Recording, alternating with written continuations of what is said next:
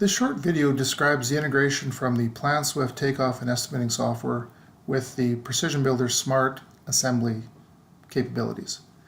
Within the Planswift takeoff tool, you have the ability to create various templates that are used for takeoff purposes, some of which might be used to calculate area type measurements. Others might be more linear takeoffs for calculating things like interior walls. Others might be just count, where you're counting the number of plug switches, fireplaces. So within the drawing itself, you can draw on that master template of all the different types of measurements you're often measuring out on any new drawing that you're working with.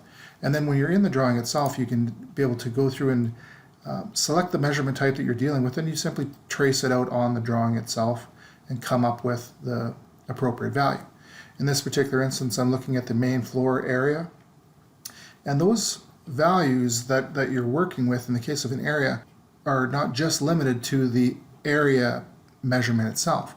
Each segment that you're tapping can also be used as a point count, as well as being able to calculate the perimeter or the linear total of the outlying area as well. Now, the question then becomes, when you're doing your estimating, what particular value of the measurements are you wanting to make use of when you're doing your estimating? Within the Precision Builder software, you can build smart assemblies. And for the purposes of calculating the quantities, you can create formulas. Those formulas have the ability to make reference to input values or variables, is what's referred to within the software. A formula itself can consist of multiple inputs and then general math calculations and things of that nature. And it's the variable values that are the input methods that we want to be able to talk about here. So if I've got a variable that I've defined as the main floor area, it's this input that I want to be able to supply, but I want to be able to have the means of extracting those values from the drawing itself and put it into those fields.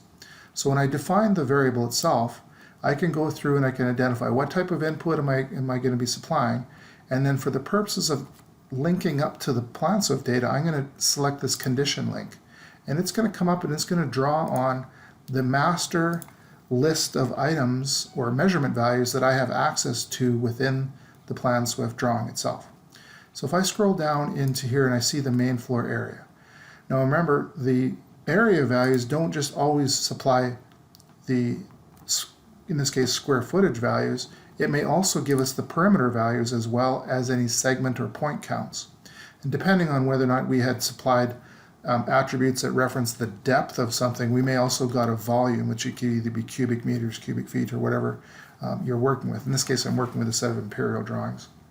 But if I was working with metric drawings, then these values would be in metric.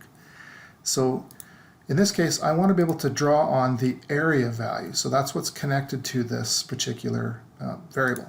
So what happens is when you're using this smart assembly, when you're on a job or doing a takeoff, and you click the assembly itself, what you're going to find is when you select the assembly, it's going to come up and say, these are all the different inputs that those formulas are needing to be supplied in order to come up with the takeoff quantity calculations. And because I don't want to have to refer all the time back and forth between the Planswift data, and I don't want to be typing all that information in, I'm simply going to go through and select the project that I've worked on within Planswift, and I'm going to go ahead and open that job. And you're going to find what it does is it goes through and it reads the information from that drawing and it populates all the respective areas for me. So I got the main floor area as well as the perimeter value as well. And then any formulas that are used within the software itself, when I hit the add pass, it's going to go through and it's going to use those calculations in whatever measurements or takeoff quantities that it's coming up with.